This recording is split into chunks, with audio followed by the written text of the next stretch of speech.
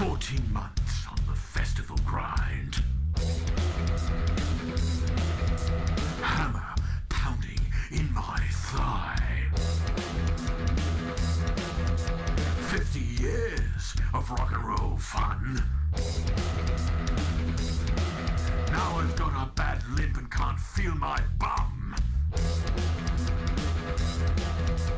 Made it through the tour cause of Dr. Nick.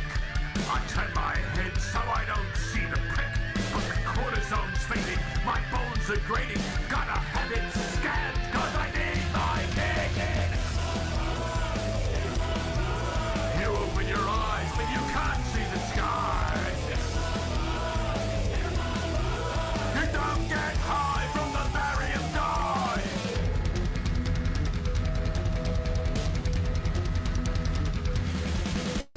They stuffed me into this cylindrical can. I feel like a mummy getting a tan.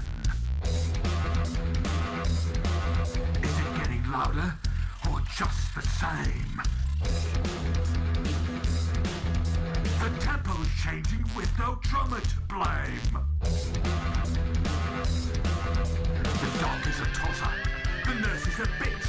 They say they'll start all over if I even twitch. But I'm getting claustrophobic like a pounded trout. I don't know if I'll ever get out. I'm turning pale white in this permanent night. Packed so tight that it's louder than shite. Let it loose. It's no use. Sit back and relax. They're banging your head for you. Don't move. Until it's over. Don't move. On your You butt. can't wear your metal. Can I bring a snack? Don't move. Sorry, tell you. Don't Where move. would I go? I'm riding a tube. Let's start the show.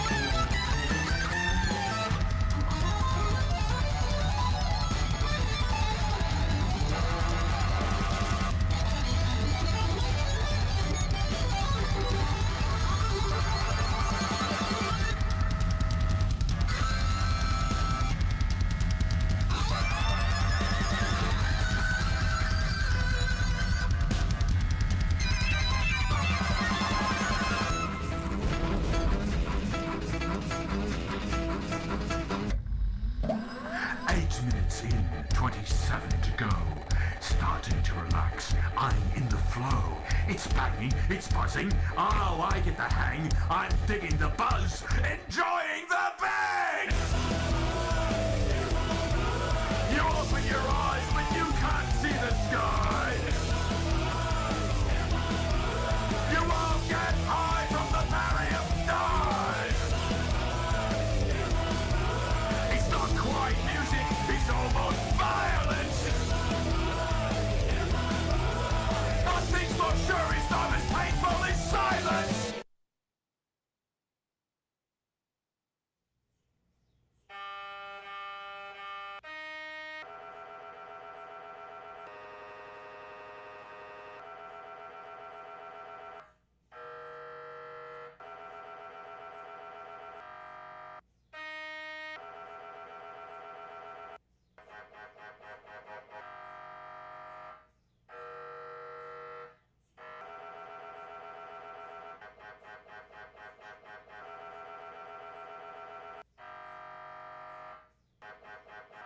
Just gonna hold one more second. This sound is like music to me, so just give me 1 second.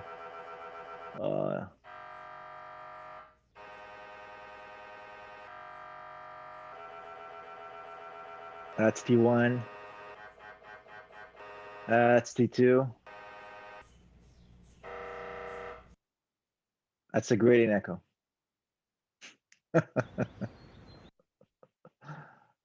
All right, that was fun. How's everyone doing?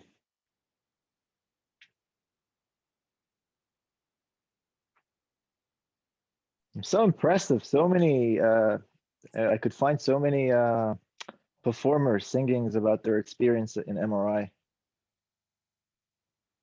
I don't know if, some of you work in the area of integrated circuits, and some of you work in the area of digital signal processing, and some of you work in some other areas. But do people in those areas make songs about their experience? Come on, be honest with me. I don't think as much. All right. Let's see. I think today we're starting chapter 6. Woohoo! That is super cool. All right, chapter 6. Can you believe it? We're almost halfway through the semester. I don't know if you noticed. You noticed? Probably some of you noticed. Those are more organized among all of you. Okay, I got you all in the big picture. Thank you all for putting your photo. I appreciate that. It's always nice to give to be able to present in front of actual people. Let me just show you how it looks like. Camera. See, I see all of you.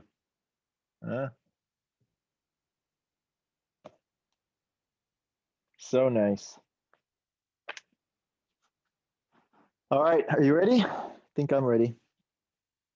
I still didn't hear a voice beyond my own. Ready. Yeah. Oh, thank you. Thank you.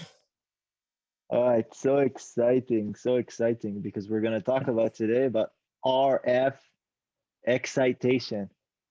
Now, first of all, it's the first time we're putting energy into the system. Okay, so far, I mean, the system was stationary, right? No input coming in. We do imaging, things relax back. There's only kind of just loss of energy, relaxation. Now it's for the first time we're putting energy into the system. So super exciting. Beyond that, since I'm also an amateur radio operator, I really like RF. Now it doesn't come in that order. I actually was an MRI scientist before. Then I became an amateur radio operator, but now this is just enhancing my love to the profession. So, it's just synergistic. Okay, so RF excitation. Now, we finished chapter 5, in which we talked about pretty much image formation and encoding, and now we're going to talk about RF excitation, which is kind of it's necessary in order to do imaging, but it's a little bit more involved in certain ways. And so we're going to talk, this is what we're talking about it next.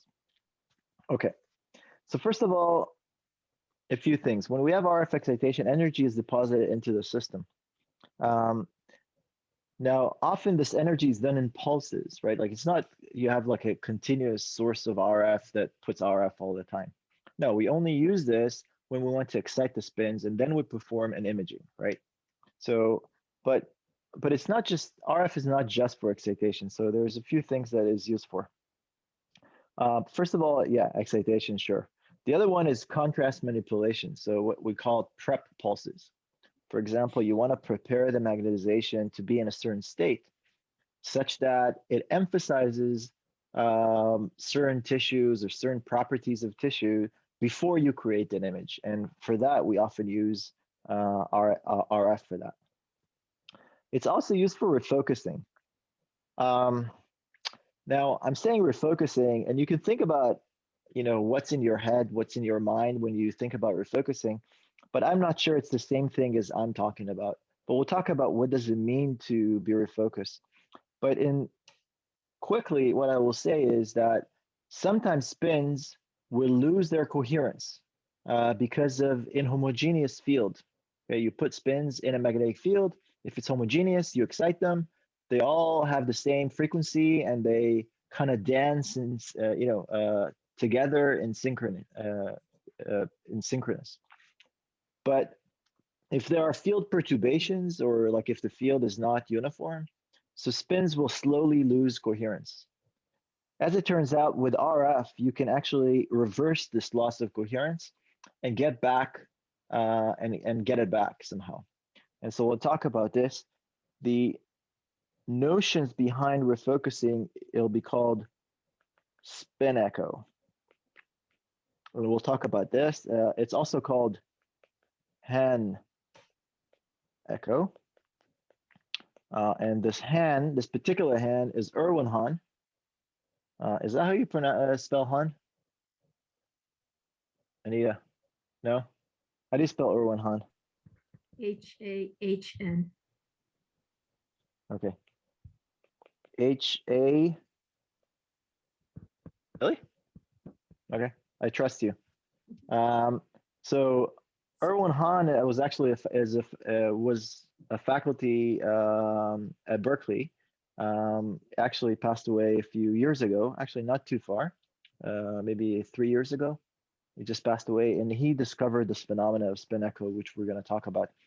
It is pretty amazing, and it really revolutionized a lot of things in physics, but definitely diagnostic medicine, because spin echoes are used all over again, and this is all done using RF.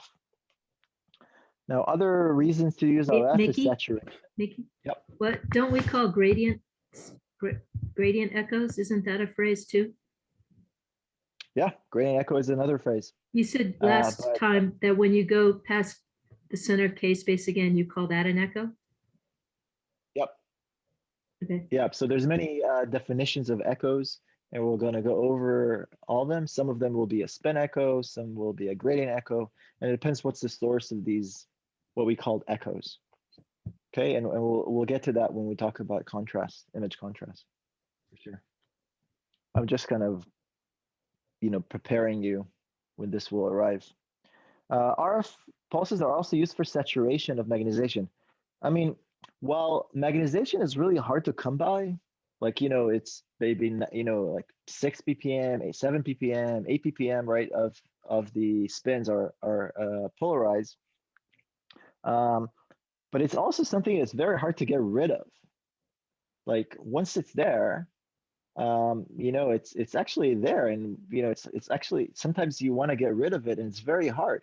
For example, if you have fat, like lipid tissue, and it has a very strong signal sometimes, and somehow we want to get rid of it, it's actually not that trivial to get rid of this magnetization. And one of the way to actually mitigate with that is using RF to saturate the magnetization somehow. We'll talk about that. It's also used for tagging certain magnetization. I'll talk about that as well. And then finally, it's transfer of magnetization, which is really cannot be described by any classical way. This is really a quantum mechanical phenomena. Transfer of magnetization between spins to other spins, so between molecules. And there's a whole field about that, which is called, for example, CEST, chemical exchange saturation. And then there's also magnetization transfer. And there's other, and there's also, yeah. Anyway, so there's many techniques that have been developed that you are transferring magnetization from certain type of spins to other types of spins, which can help you, for example, either localize your signal, amplify your signal, or emphasize other things. For example, where, let's say, proteins, like if you want to image areas which have high concentration of proteins, then you'd want to use these type of techniques and so on and so forth. So we'll talk about that too. And maybe I'll try to have Moriel Vansberger, who's a faculty at BioE, who is an expert in chemical exchange in CEST. Okay, so a little bit of history about RF. Lots of research in the 80s and 90s about RF techniques, how to use RF, how to design RF pulses. By pretty much the mid 90s, most of the problems have been kind of figured out. A lot of work has been put into this. And you know, the person that says this was John Pauly, and I trust him when he says that because he was the pretty much the expert in this area of RF. In the mid 2000s, there's actually a new burst of research because people are starting to use multiple transmitters with different sources at the same time. It's called parallel transmit. And so there's been a kind of a resurge of research in this area in the mid 2000s. And that has kind of tapered down over the years. And now there's a little bit of a resurgence in the terms of using RF to actually encode images in low field scanners and also portable scanners. So instead of using gradients, you actually use RF for image encoding. So there's some work on that. All right, so let's talk about excitation. So excitation is usually very short. We're talking about 2 to 3 milliseconds. You know, the longest RF pulses I've ever seen being used are at the order of maybe 10 milliseconds or so, but it's not longer than that. And those that are 10 millisecond long, they're very complex and they're used for a very minute, specific application. So the typical excitation is often even less than a millisecond. So what we can do if we're talking about 2 to 3 milliseconds, we could, you know, pretty reliably say that we can neglect any relaxation phenomena, both in T1 and T2, that happens during that time. Because the species that we're going to look at have, you know, 50 to 100 millisecond T2, and then T1s are usually, you know, hundreds of milliseconds. So 2 to 3 milliseconds is pretty much negligible. Okay. So in that case, the simplified block equation in the rotating frame would be the following, right? We've seen this before, and it doesn't. So this is this is the field. Yeah, this is the applied field, and the applied field is that you have the main field with correction with the with respect to the rotating frame. So at the rotating frame, we can pretty much remove that, right? When the rotating frame is at the Lawnmower frequency, so we can remove that. And then the gradients have some contribution, and then of course the RF has a contribution. The gradients point in the Z direction or the K direction. The RF is actually in the transverse plane, right? It's orthogonal it's orthogonal to the magnetic field, to the main magnetic field. And so the simplified block equation is the change in the magnetization vector versus time is the cross product between the applied field and the magnetization vector. And that pretty much gives you just rotations. So when we talk about RF, it's pretty much, we're just going to talk about rotations without any shrinkage. Okay, there's no relaxation phenomena when we do that. Okay, again, we're assuming this. Of course, if you want to add relaxation, then it becomes a little more complicated to describe, but it is still possible to. Okay, so when you have excitation, our magnetization vector processes around the applied field. Okay, and the frequency of rotation, and this is just, again, this is exactly the same that we covered in before. The frequency of rotation is gamma times the magnitude of that magnetization vector, and that will be the angular frequency of the rotation. And the axis of rotation is normal to the magnetic field. So, for example, if we apply a let's say an RF field in this direction and a gradient field in this direction, so the B field has a this is the direction of the B field, hence the axis of rotation is going to be orthogonal to it. Okay. Now let's see what's going on in the rotating frame. So in the rotating frame that rotates at omega 0,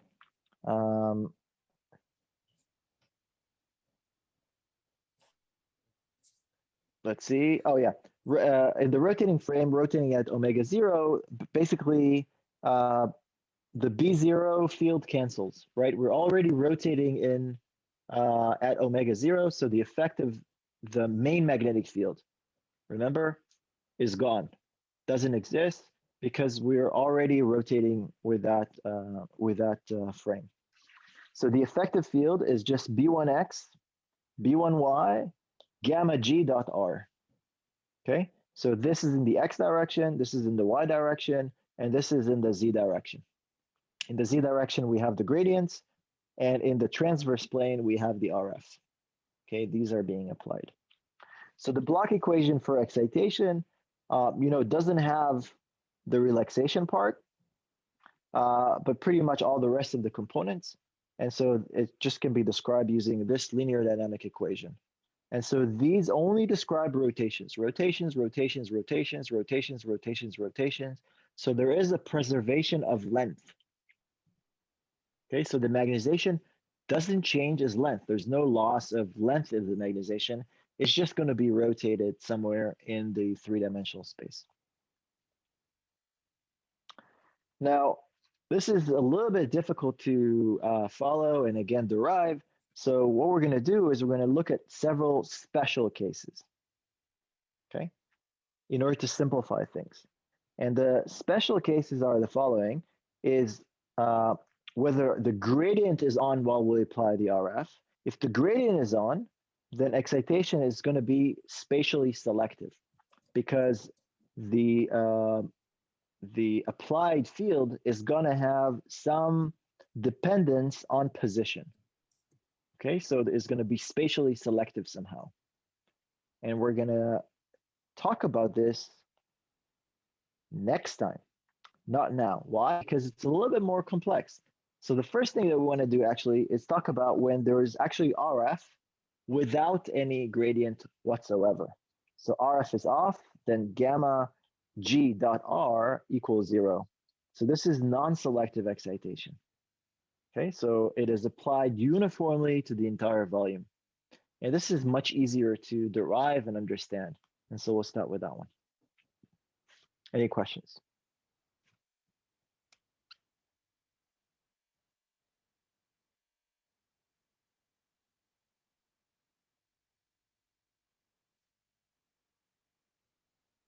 Okay, I have a question. What does RF stands for? Radio frequency. Yes, radio frequency. And the reason that we call it radio frequency is because, 127 megahertz is the frequency of radio transmission, right? So, it's the hundreds of megahertzes. As we go lower and lower, then, like if you go to the few kilohertz ranges, that is often called audio frequency, AF. And that's because that's a frequency, then we can talk about audio, but RF is radio frequency, and we're talking about electromagnetic waves. And we're also talking about radiomagnetic wave, which are applied in the transverse plane. Okay, not in the longitudinal plane, but the transverse plane. Okay. So without the gradients, look at the block equation. It's kind of nice. You know why it's nice? Because I love when a matrix has zeros. When a matrix has zeros, that means that this is a sparse matrix and it can be simplified. Like things can be much more simple. The dependency is not fully complex and fully coupled, but we have here some redundancy that makes it easier to analyze. So the effective field is B1x and B1y, and there's nothing in the pointing in the Z direction. And so the magnetization will process around B effective, which is pretty much processing around the applied RF field. Okay. All right. Processing, look at my transparent arm. Processing around the applied field. It's great. So let's say, let me just give you kind of again an overview. In the lab frame, we're going to apply the B1 field, but the B1 field in the lab frame is rotating, right? It's changing. Oh, it's rotating at what frequency?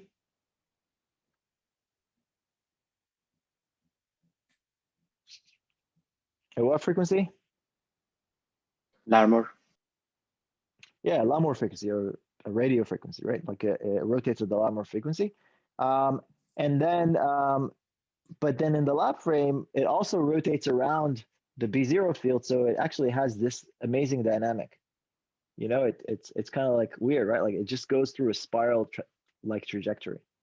But in the rotating frame, once we remove the effect of B0, then all the rotation is pretty much around around the B1 field, right?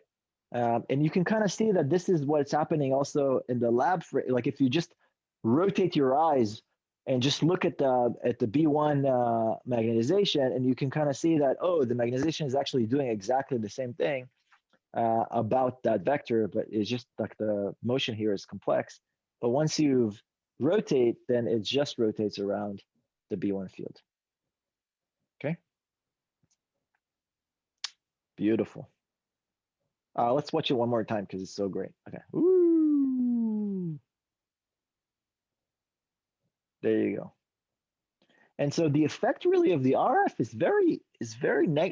it's kind of almost negligible if you think about it. It's a very small field compared to the B1 field, but because it's applied at a very particular frequency, the contribution of that RF is just cumulative. And so it increments and increments and increments, and at the end, it results in a large effect. And that's what's the beauty about resonance, right? Like that everything kind of adds nicely together, such, you know, all the energy adds together very nicely, so you get a large effect, even though you're applying very small, you know, small, in this case, a small field. In some other cases, in mechanical systems, small forces, and so on and so forth. Okay. So let's look at this situation. All right. We have, again, this is our magnetization vector. This is the X direction. This is the Y direction, or we also call this the I, and we call this the J, and this is the K direction or the Z direction, right? Just by definition.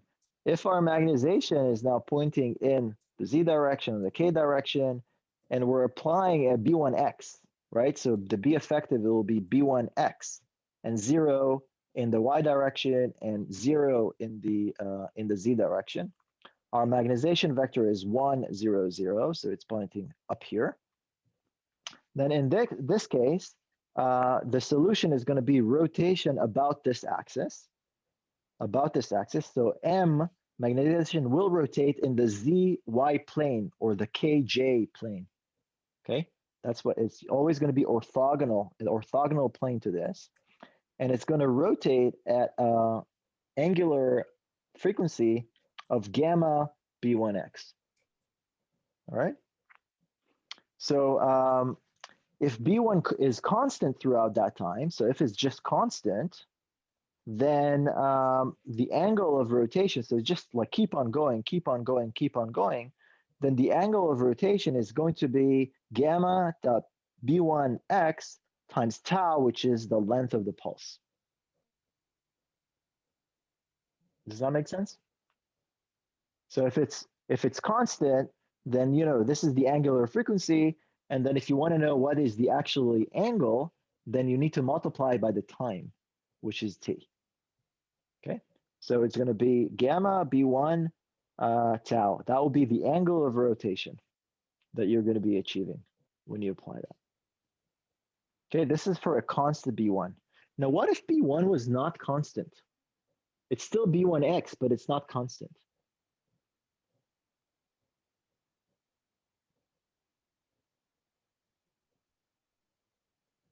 You have to integrate. What? Integrate with respect to time. Integrate with respect to time. Okay, so when you say integrate, there is an underlying assumption there that rotations are additive. Yeah. Right? When you say integrate, you're basically saying that each small rotation that the B1 field is applying is additive, right? So they add together. And so this is why you can integrate, for example, or this is why we can accumulate here, okay? Which is true. As it turns out, yeah, and that will be the rotation. Look at that beautiful rotation. Oh my God, gorgeous.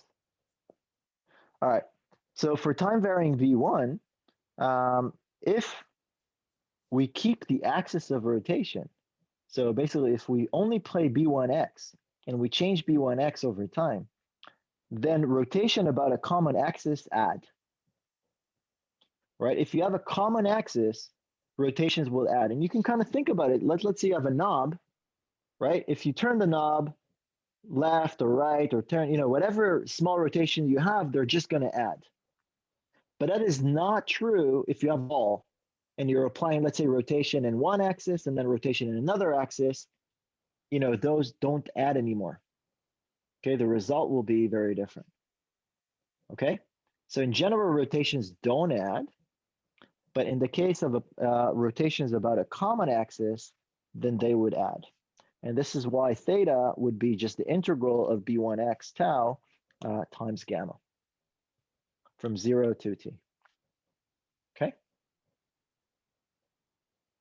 So my point is that if I apply not just B1x, but I apply B1y, and both of them are time varying, well, that's not a common axis, then rotations will not add in this case. And the treatment that you have to deal with is going to be a little bit more complicated. Okay. All right. I mean, it's still a linear dynamic system. Don't get me wrong. It's just the answer is not going to be a rotation about a single axis because the axis is going to change all the time. So it's going to be different rotations about different axes, and then you have to track them. And it's not so trivial as opposed to the simple case where it's just along a single axis. All right. So let's look at some useful rotations. Okay. The first one, it's called small tip angle excitation. In a small tip angle excitation, we apply, let's say, an RF along B1x, and we're gonna apply that RF for a short amount of time, such that our flip angle, the flip angle of the magnetization, is going to be somewhere between 0 and pi/2. Okay, so this is called small tip angle excitation because you don't cross the, and what this excitation does, it basically creates some mxy, right? Once you move outside of the direction mz, you're creating some mxy, and you of course leave some mz components. Okay, so you have a combination of some mxy and some mz, and this type of excitation is very useful for very fast imaging. Okay, and we're talking about fast imaging. You often want to do a flip angle that's less than 90 degrees.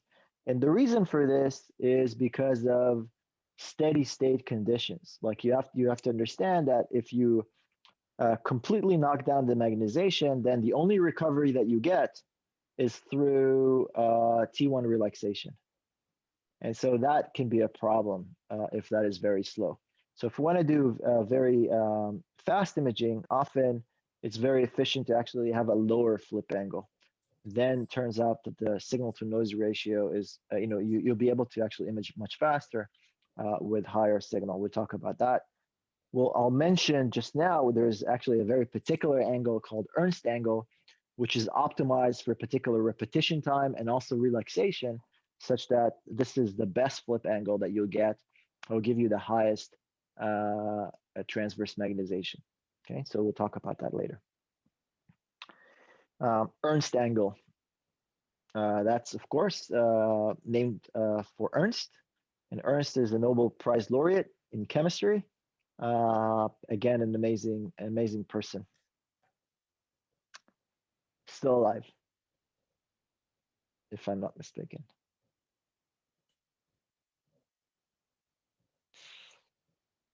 I believe so. Sorry, I didn't, I hope I didn't kill you, Ernst. All right, so pi/2, that's another one, and this is called excitation pulse. And pi/2 is a very interesting pulse. What it does, it takes mz, and completely transfers it into MXY. Okay, so now there is no MZ component left. All the magnetization goes from MZ all the way to MXY. Okay, this is 90-degree excitation. Okay, that's extremely useful when, for many cases, right? Like you can imagine, right? Like when we talked about before about excitation, you probably assume that this is what we're doing, 90 degrees. Like this perhaps would have been like, why would you do that? Right? It doesn't make sense. This obviously makes sense because it moves all the magnetization to the transverse plane where you now can image it with the highest possible signal potentially, right? Questions? Look at that. Like this is red B1, and then like magnetization here, and it's like rotates here, and now it's there, and it's just there for your transverse plane for you to just image with induction coupling. Beautiful. Now, is there a good reason to keep on going beyond pi over 2?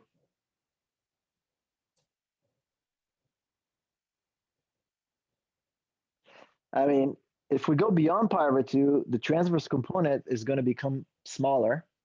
And now you're starting having signal in the negative MZ, right? Negative MZ.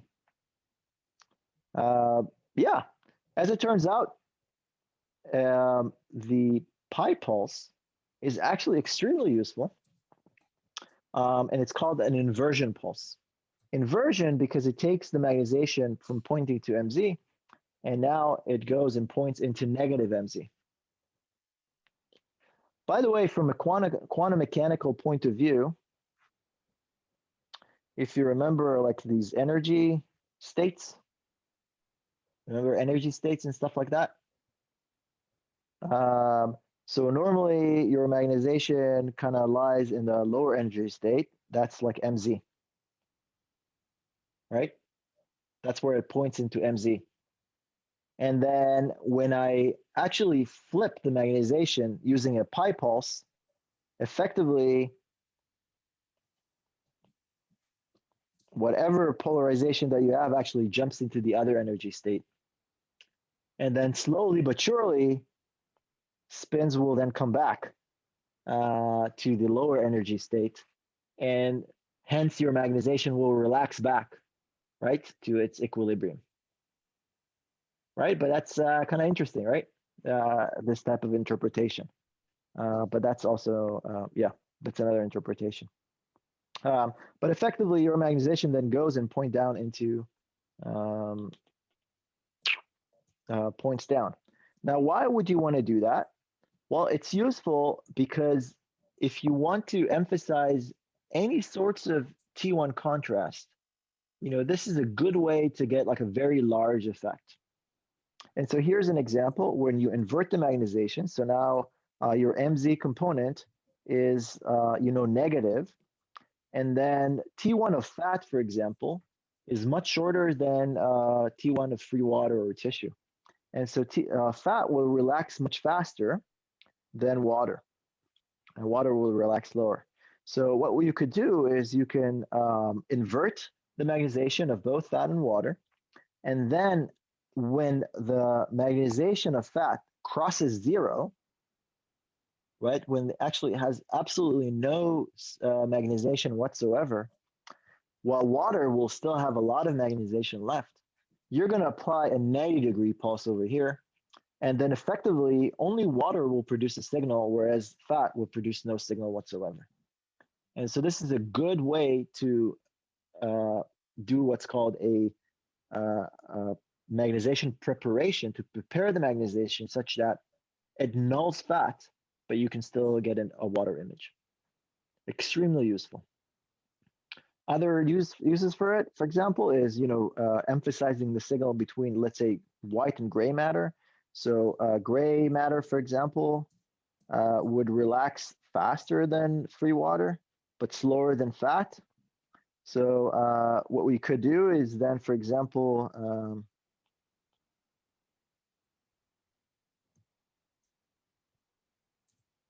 make let's say an image at this point, and now the difference between gray matter and the water is much larger. Okay, so you could, this is another way to emphasize things. So either for nulling tissue or creating more contrast. Okay, so these are inversion pulses. Inversion pulses are extremely useful. Quick question. Any questions? Oh yeah, sorry. Yep. Is this what you meant? Like if we I was just thinking if you were to do like a 90-degree pulse, right? Followed by a 180-degree pulse, is that what you meant by like refocusing? Ooh, that's something else. So Okay. 90-degree pulse, 180 is something that we haven't talked about. And this is Right. called a spin echo, and we're not going to talk about it now Mhm. because we're going to talk a little bit about it. You know, we're going to talk about it in chapter 7. Mhm. Okay. Here we're talking about what's called an inversion pulse, where you actually apply a 180 first and then a 90. And the Oh. 180 inverts the magnetization. Now you're waiting for magnetization to relax, but because the T1, for example, of fat is shorter, fat will cross zero quicker. And then now if I excite a 90-degree, then fat has no magnetization to be excited of, right?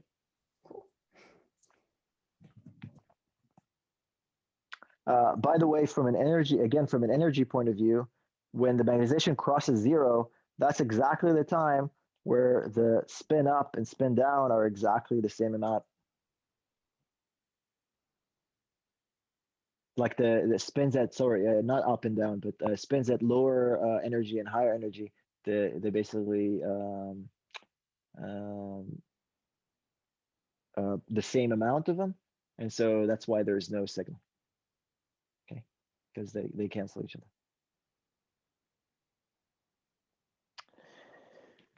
Okay, so here's an example of actually tagging using inversion. That's another way of doing things. This is called arterial spin labeling. This is one of the coolest application that I've ever seen of, you know, this is just amazing. Okay, so here's just one manifestation of ASL. This is not the only way. There's many ways of doing this. This is one way.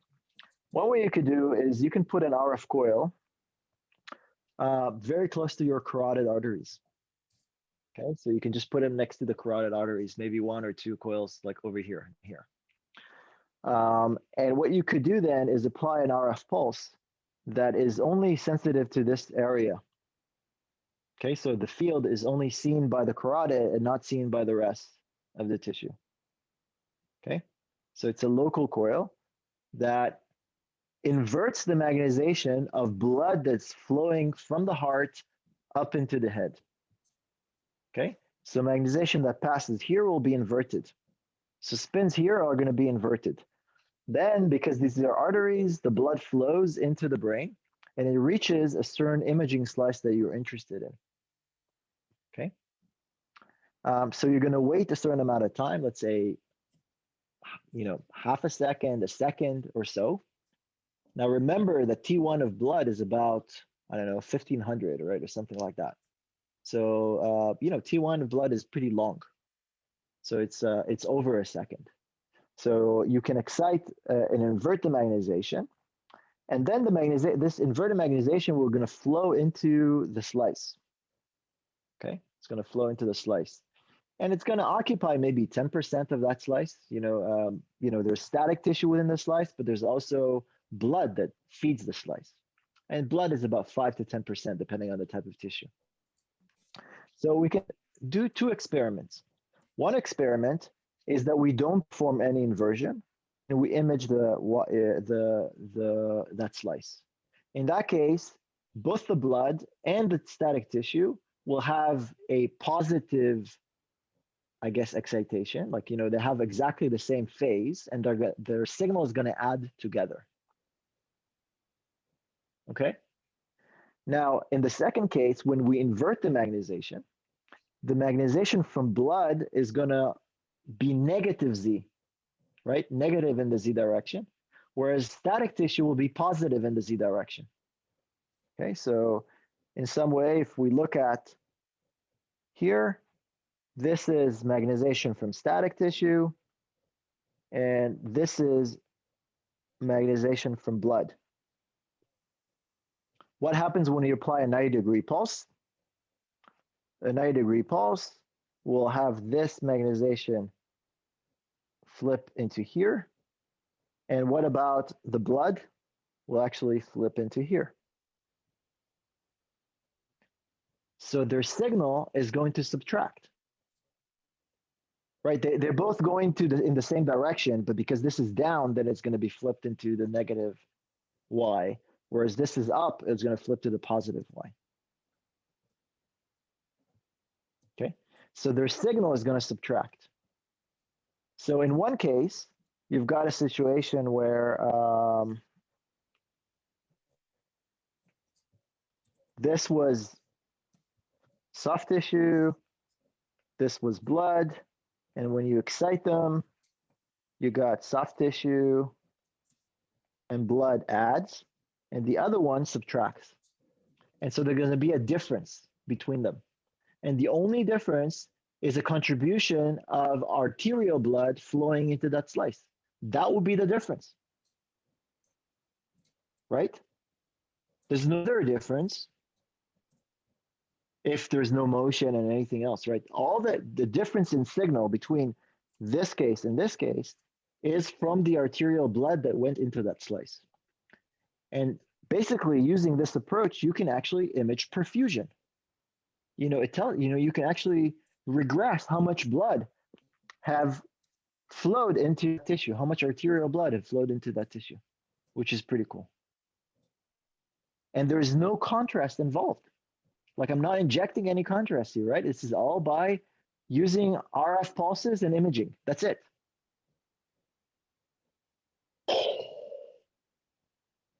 Right?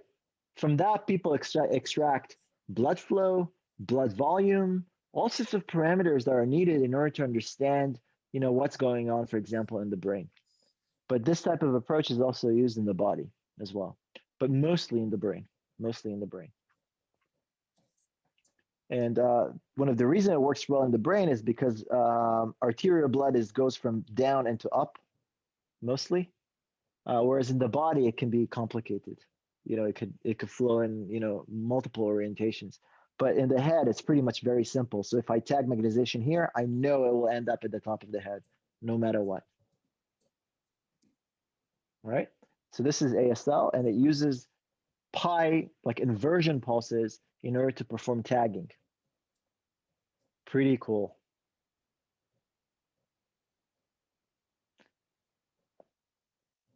All right. I need a volunteer. Raise your hand if you want to volunteer. Who's going to be the first?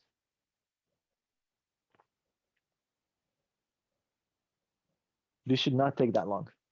Just one volunteer. I can volunteer, Mika. All right. Zhao already volunteered. Okay. Zhao, where do you go? Sorry. Where did you go? Oh, you suddenly showed up in a different place. Really? You jumped to a different box. Oh, that's interesting. How did you do that? Really, I don't know what's happening. All right. Okay. It's a here's the quantum situation. effect. Yeah, I know. Zhao, look. Here's the situation. We have, this is B1X. This is the magnetization. And we're going to apply a pi/2 pulse. Where is the magnetization going to end? Pi/2, right? Yeah, so this is the magnetization. Y-axis. The Y-axis in which direction? To my right hand. Y-axis? This is Positive. Y-axis. Positive Y. This is direction. Y. This is X. And this is Z. Or K, whatever. So where is the magnetization going to end up? I'm applying an RF here, and this is my magnetization. Okay, so it's going to end at the negative direction of Z. Negative of? Z. Okay, perfect. So let's see. If you're right, yeah, this is the rotation, this is the rotation, this is the rotation. Stop. There you go. Cool. So Yeah. magnetization ended at negative Z. Perfect. All right, next one. Did you hear somebody's in my door? I don't Pretty think cool, it's me. Okay. All right, so next one is, let me see. I don't know which one is the next. I think it's this one. What happens if you apply a pi pulse when your magnetization is here? The negative direction Y. Oh, wait, somebody else. Raise Okay. your hand, somebody else. Thank you very much. Yeah, no problem. Somebody else. You could do it. You could do it. Negative Y. Okay, Katie, is that Katie? Yeah. Negative Y. Okay, Ne- so or- let's see. Magnetization is going to rotate, but now it's going to rotate pi, so it's going to end up at negative Y, right? Pretty cool. All right, next one is, this is our RRF, and this is the magnetization. What's going to happen now? It's going to stay there. Who said that? Maruf. Maruf. 12 points. 12 points. Thank you. Okay, now the video is running. Do you see what's happening? Nothing. Nothing. The magnetization is staying. This is exactly the same situation, for when a magnetization is at B0, like pointing up towards Z, and you have like B0, right? Like it just stays there, right? It doesn't do anything. So in this case, if the magnetization in the rotating frame points in exactly the same direction as the RF, then it doesn't do anything to the RF. Pretty cool, huh? Yeah. What about in this case? So now it's mixed in the XY plane. It's actually 45 degrees between X and Y. Who wants to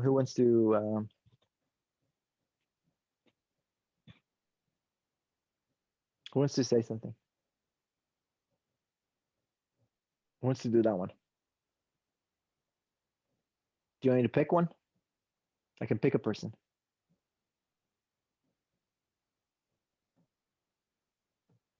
It rotates to the negative side of Y, but still 45 degrees towards X. Yes! Take a look at that. Rotate, rotate, rotate, rotate, rotate. Up. So something interesting happened here. Okay? And I want you to pay attention. The angle here is 90 degree, right? And then after the RF pulse, it's minus 90. Okay. The angle here was 0. And after the pulse, it's 0, right? The angle here was 45 degrees. And then after the pulse, it's minus 45. Okay? So what can we then say for an arbitrary, like any arbitrary magnetization that it's already in the transverse plane? What's going to happen to it after a 180 pulse?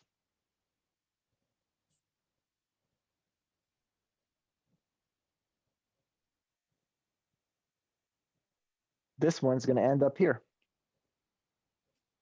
right? So in that case, if this was 135 degrees, then now I'm going to have a minus 135 degrees. So anything in the transverse plane after a 180 pulse will remain in the transverse plane. But it will have a negative phase. Okay, its phase is going to be negated. All right. That is going to have a huge implication when we talk about spin echo. All right. I'm just going to give you kind of like, again, a hint what's going to happen later. And something miraculous is going to happen. Miraculous. And unfortunately, we're not in a classroom because we would do like a horse race or something like this to demonstrate this phenomena. But I'll figure out an example how to do that over Zoom. I'm still working on it. Still working on it. Okay. Right now, I haven't figured it out yet. But we're going to try to figure out how to do that over Zoom. Okay. Not clear. All right. So my point is that pi pulses keep your magnetization like in the transverse plane. All right. Okay. So typical numbers, B1 is about 0.1 Gauss, maybe 0.16, sometimes 0.35, but not more than that. So it's very, very low amount of like B field, right? The B1 field is not very strong. So the rotation angular frequency is 2 pi 4257 radians per second. I think it's like that, if I'm not mistaken. Right? Yeah. So it's 4257 radians per second. And so the frequency of rotation, when you apply a, oh, no, no, I was right. No, sorry about that. Yep. Because it's this times 0.1. So it's 425.7 times that, right? So the rotation frequency is 426 hertz, approximately. Okay, it's like I'm just rounding 4257. Do you follow this? It's gamma times B1, gamma times which is 4257 hertz per Gauss per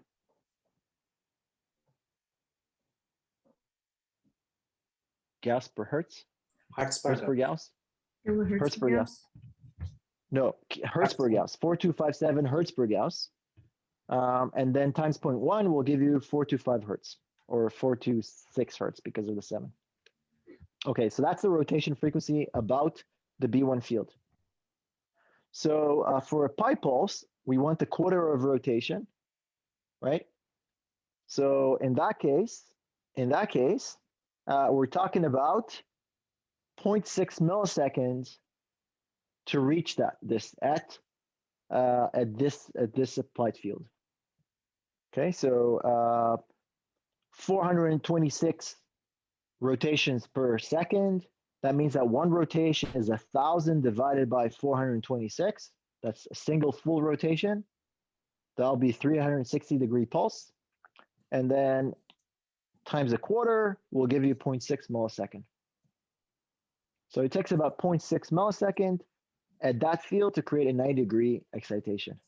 And that's why it's okay to ignore T2 relaxation and T1, because we're talking about just 0.6 millisecond. Okay, to reach a 90-degree. All right. For these RF pulses, is there any kind of analog to the slew rate type of limitation, or can we just immediately put it at 0.1 Gauss? Very nice. It's a beautiful question. So the short answer is no, there's no slew rate limitation because RF is pretty quick. You can turn on and switch RF very, very quick. That's usually not an issue. The problem with gradients is that gradients actually have huge inductance, and we drive a lot of current into them. And so inductors really tend to resist very fast changes in current, right? So in order for that to, in order to do that, then we need to apply really large voltages. in order to drive a lot of currents into these gradient coils. And that's why we're limited by the slew rate, because the voltage is just limited. Like we can't really, I mean, there's so much voltage we can apply, right? So that's the case, but that's not true for RF. RF is, immediate. It's very accurate. Actually, one thing, if anybody wants to work on, let's say, trajectories, K-space, gradient waveform and stuff like that, whatever you derive and whatever the hardware does is often slightly different. But if you're doing RF pulses, whatever you derive and whatever you tell the, it's like usually, on, like it will do exactly what you're telling it. Okay, so RF is usually less of an issue than gradients. Great question. All right, what these pulses do? More pulses. B1 points in the negative B1x. What does it do?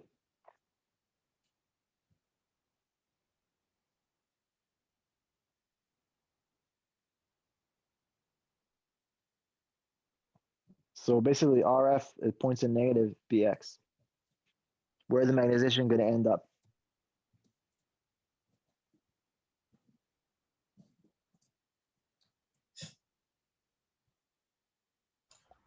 Negative y-axis. There you go. Okay. So remember, this is a kind of a left-hand rotation, right? Okay. What about this one here? This is where the RF here is B1Y, right? It points in the B1Y, where the magnetization is going to end up at.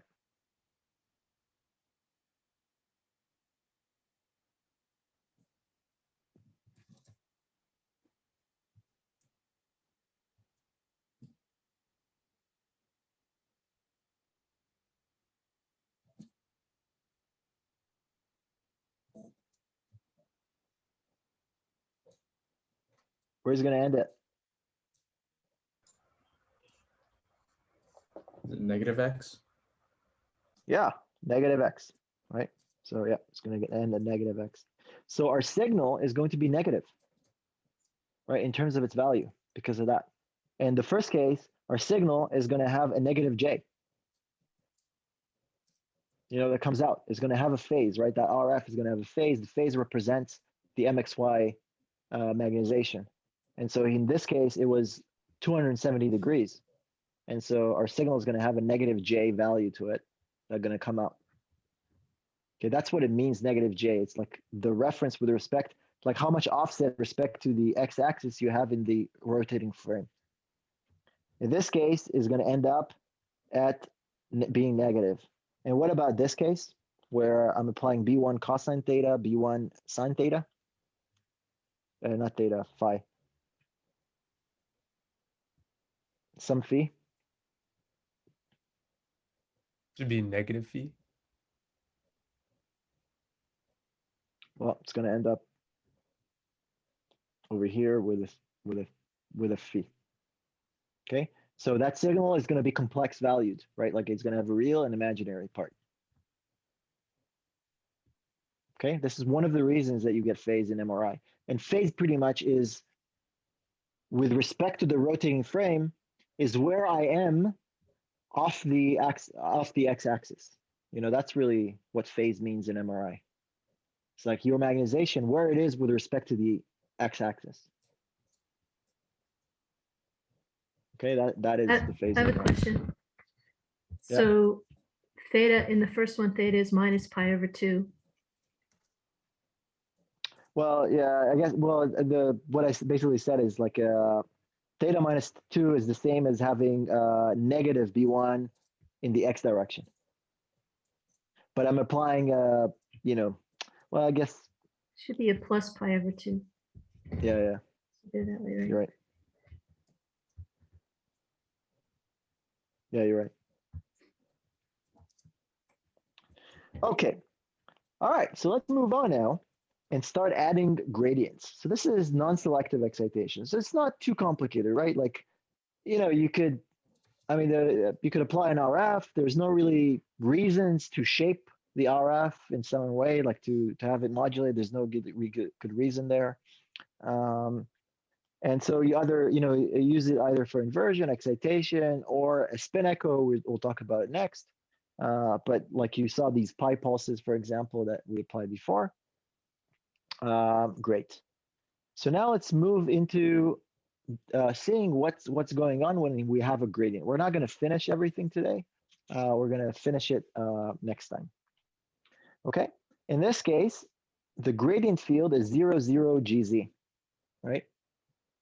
That's the gradient field.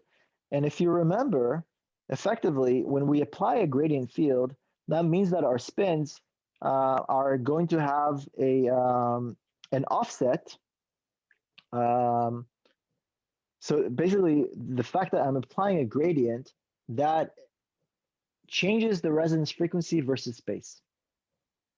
Okay, so there is a mapping between space and position, and the mapping is the slope, whereas this is space in the z direction, and this is the frequency of resonance.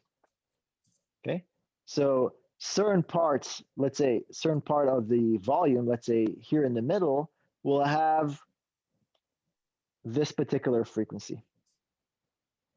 And then this part of the volume up here will have a higher frequency. And then this part of this volume will end up here and will have a lower frequency. So if we want to, let's say, do a slice selective excitation, what we said, we effectively want to only interact with spins in this region. So we're going to apply a gradient and then apply a pulse, an RF signal, that its frequency content has this kind of a frequency content. So it'll only interact with spins with these resonance frequencies, and hence will only excite a slice as opposed to exciting the entire volume. Okay.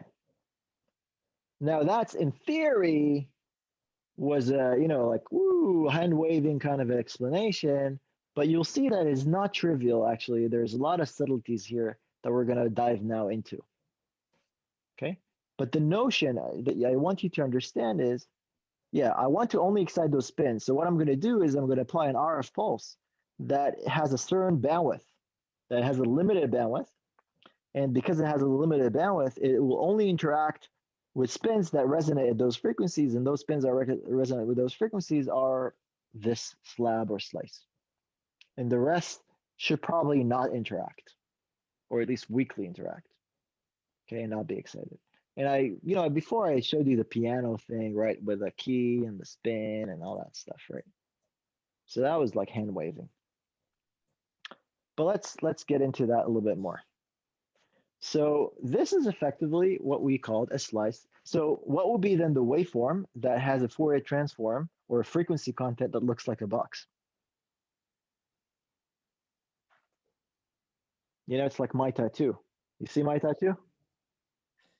Like my sync tattoo? You see it?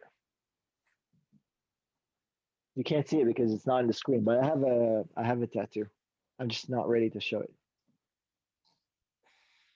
So a sync pulse, a sync-like pulse will then result in this, right? So here's actually what a pulse sequence would look like. This is the RF waveform, and we're going to apply a sync in, I don't know, B1X, for example. It could be B1Y, it doesn't matter. But let's say it's just B1X, like this. And then while the sync is playing, I'm going to apply a gradient. Okay? So ignore this for a second. Just during the RF, I'm going to apply a gradient. And there's this thing here that we call slice refocusing.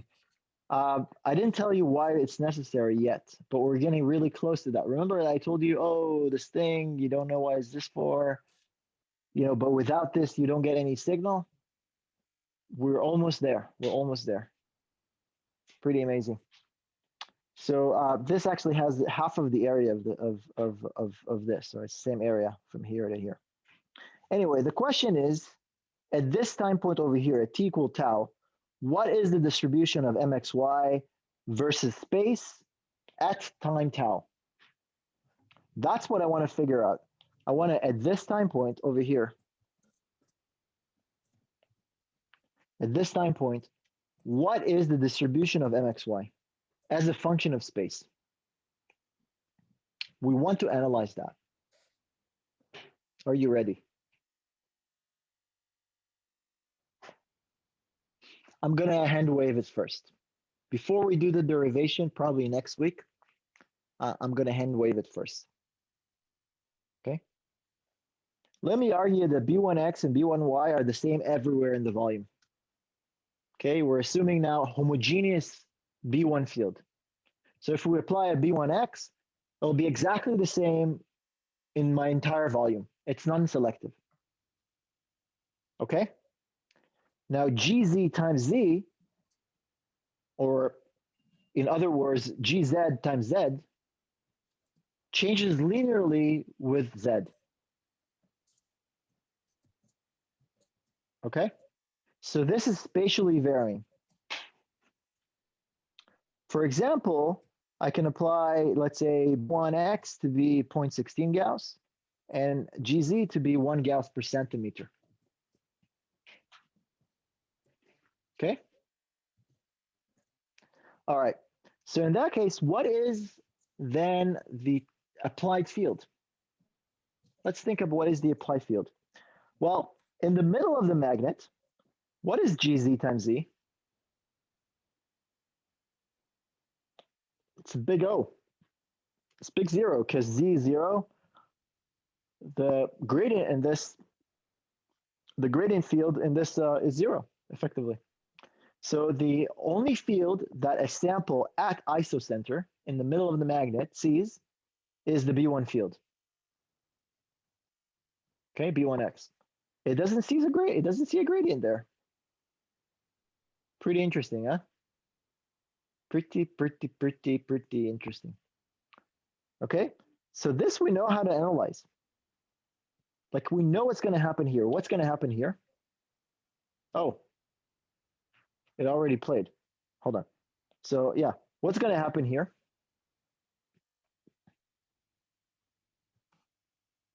Yeah, the magnetization is just going to rotate, right? Around this. So it's going to create, for example, an excitation if I do a 90 degree. Okay, that kind of makes sense, right? That's kind of what we thought it would do. Okay. What about where, far away, let's say 10 centimeters in the negative direction, like 10 centimeters off isocenter. GZ is 1 Gauss per centimeter times 10, that's 10 Gauss. That's 10 Gauss pretty much, right? 10 Gauss in the negative direction. So it's like, it's a big arrow down there, right? It's a big arrow that goes down. Okay, so now it's like 10 centimeters, it's like 10 here, and this is 0.16, right? So where's the magnetization really pointing? Like where's the total field really pointing? It's really pointing in the negative Z. Very, with a tiny offset, but that offset is really tiny, right? Because 0.16 is way smaller than 10 by orders of magnitude, 2 orders, right? Okay, so it's really pointing there. So what would happen to the magnetization here? What would happen to it if we just apply field here? The axis of rotation is this, it's the same. And so the magnetization is it's gonna circulate, around, but it's not gonna be tipped. It's just gonna be like, kind of around, but it's not gonna really creating any transverse magnetization. Interesting, huh? Now, what's going to happen in this case where GZ is approximately similar to the B1 field, right? Like that's at maybe 0.16 centimeter. like at 1.6 millimeters away, the field generated by the gradient is the same as the field generated by the B1 field, right? So they're the same. In that case, the apply field is applied in this direction, right? That's the axis. That's the axis of rotation. You know, the dotted line is the axis of rotation. The apply field is the contribution, so it's kind of like here. And the dotted line is the axis of rotation. So my magnetization is going to precess around that axis of rotation. So the magnetization is going to be tipped, but it's not going to do full circle, right?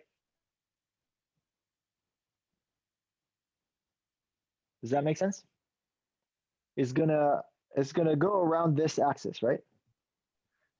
What about the middle? Why doesn't The it go the middle- other way? Why doesn't it What do you mean? flip? Why doesn't it point down? Go around. It doesn't point out. This is the axis of rotation, so it's going to go around the axis of rotation. Why doesn't it go around the blue arrow? Because it's pointing here, so it's just gonna. So the axis, it does, like, why would it? I mean, it would just goes in the negative direction. Like, it's always around the axis of rotation, right? So the fact that the blue arrow is pointing down, it means that this is going to rotate the other way than if this was pointing up, right? Mm, If this was pointing out, then it was going this way. If this is pointing down, then it's just going the other way. okay. So in this case, it's going to do actually a full, right? And after a certain amount of time, let's say it ended up here. Here, after a certain, exactly the same amount, it ended up here. Here, it ended up being up, right? So here, not excited. Here, there is some excitation. And here, there's full excitation. What about at plus 16? Well, it's the opposite, right? It's going to rotate the other way.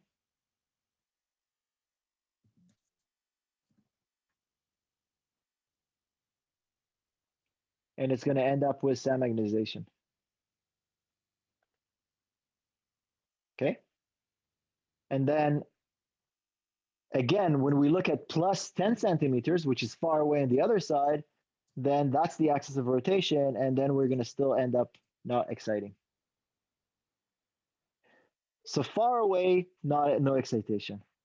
Exactly at the center of the magnet, it's full excitation. So what happens at the edges? You know, that's like at the transition region, right? That's what we need to kind of analyze. Okay. So simple cases. On resonance is the same as non-selective.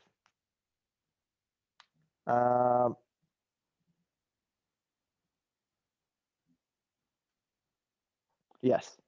So on resonance is GZ times Z equals 0. So basically theta, angles add because there's axis of rotation doesn't change. And so this is what I get. Far off resonance, GZ times Z dominates.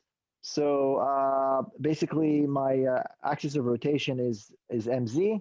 And so no MXY is produced. Okay, that's what we saw. In the center, we got rotation, full rotation. Far away, off resonance, no rotation. And the question is kind of what happens then in the middle. So again, far away in Z, MXY is 0. Far away in Z, MXY is 0. On resonance, very close, MXY equals sine of theta. Right? Whatever flip angle we do, MXY equals sine of theta. And then the question is kind of what happens for those positions. It's unclear, right, what exactly happens there. And in general, it's actually a hard problem because rotations are fundamentally nonlinear. And so there's many solutions for many special cases in this case, including the interesting ones. So we're going to talk about some of these solutions. Okay. So I got 2 minutes. But here's the main idea that we're going to talk about for the next time. Okay, I'm just going to prepare you for what we're going to do. The basic idea is we're gonna now make an approximation. We're gonna say our tip angle is going to be small. We're not gonna flip by many degrees, maybe 5 degrees or so. Very few flip angles, right?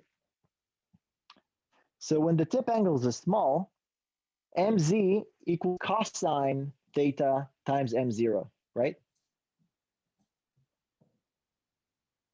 Yes?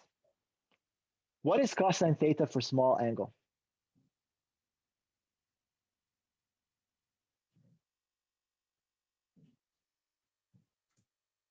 One, right? So cosine theta is 1 for small flip angle, so it doesn't change. So we're going to assume that mz equals m0 throughout the entire excitation. Even though it is changing, just because the change is so small, we're going to assume that mz is equals m0. It doesn't change. Okay, because we're talking about just small flip angles. In that case, mz is equal cosine theta m0, which is m0, and mxy is sine theta times m0, which will be theta times m0.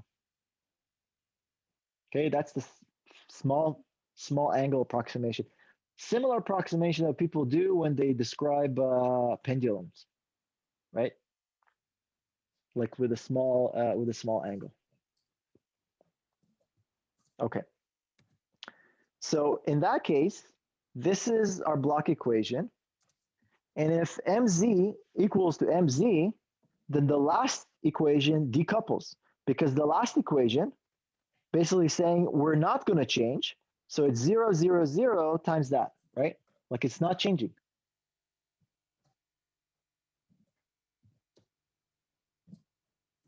Okay? The change in mz is 0.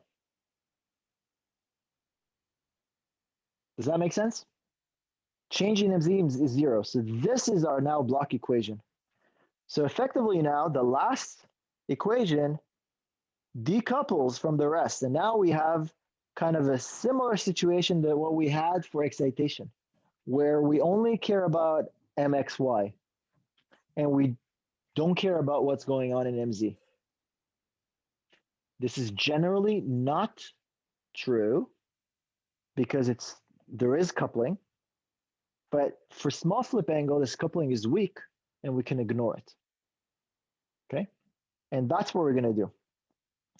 So this is really our magnetization for excitation.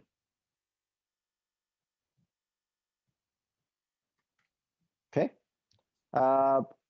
so this is the case. Yeah, so you've got our magnetization is mx, my, and m0, right? Because we said that the third component doesn't change; it's always m0, right? That doesn't change, and so this is really our dynamics. Okay, so I can massage this and write this in this particular way: mx and my dot equals to 0 minus g minus gamma g dot r 0 times mxy, and then minus gamma b1y minus gamma b1x times m0. Okay, I'm just massage this into this, where this is a constant, depend only on m0, and this is the mxy. Now, if you think of the dynamic, this is the precession part. This results in precession, right? Because this is just rotations around mz. And this will create magnetization. This is an input in a linear dynamic system, right? A linear dynamic system, this will be an input. So this is magnetization that will be created. It's weird. There's no preservation. Right now, we're assuming there's no preservation of magnetization, right? Because we're assuming that mz stays the same. Okay, so new magnetization is being created. So magnetization is rotated and new magnetization is being created by the RF pulse. Okay, now remember that mx, my, g, and b1 are all functions of time. So we need to solve this. And this is what we're going to do on Tuesday. And you know what the result is going to be?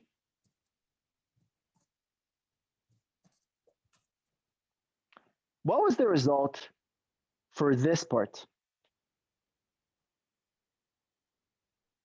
What was the result for this part in the reception case?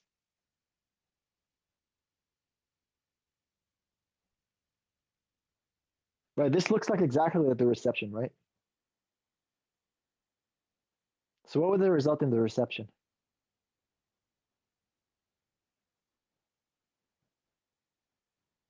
Something space. Remember that led to K-space? We solved this, and then we had like an integral over the G's, and the integral over the gradient ended up being a K-space, right? And the signal that we collected depended where we are in K-space, right? That's what the signal we collected. You know what's going to happen here? We're going to get K-space again. But instead of collecting data in K-space, we're going to deposit energy in K-space. And we're going to engrave energy in that excitation K-space. And the result of them of this analysis would be that the magnetization distribution is going to be proportional to the Fourier transform of the RF waveform because of that. Okay? It's a beautiful analogy, such that with RF, we burn signal in K-space, and in reception, we read that signal back. Okay? That's what we'll get. It's going to be beautiful. So hopefully you can withstand the whole weekend and wait for it, or you can just read chapter 6, which I highly recommend. All right? But it's going to be legendary. It's one of the most beautiful things that you have in MR is the fact that this really nice reciprocity between excitation and reception. Excitation engraves, reception reads. And your object, if it was uniform, then it would exactly produce what would you engraved. If the object is non-uniform, well, then the reception is going to be the engraving plus the object. Okay, we'll see that. And yeah, so enjoy your weekend. Work on the homework. It's exciting homework. You're gonna have a really nice surprise when you actually reconstruct that image from simulation of block equations. So you're gonna solve and simulate these linear dynamic, systems. You're gonna evolve those matrices, and you're gonna apply those gradient fields and RF fields, and you're gonna simulate the reception, and then you're gonna get an image, and that image is gonna be legendary again. So you're gonna see it hopefully, and you're gonna enjoy it. This is one of my favorite exercises that I've ever created, and I hope you enjoy that as much as I enjoyed doing that too. All right. So with that, I will say goodbye, and yeah, happy Thursday, and have a happy Friday, because Fridays are awesome. Did we record? Yes, we did. Oh, freaked out. Thank you. See you. Bye.